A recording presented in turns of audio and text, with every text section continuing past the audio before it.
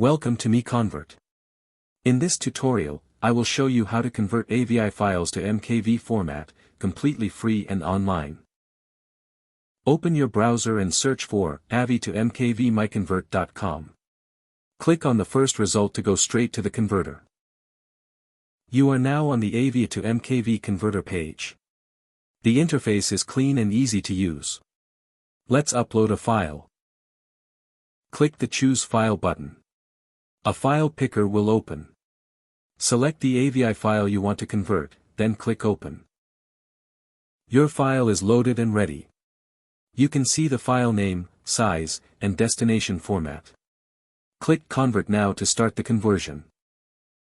The conversion is in progress. You can see the progress bar moving.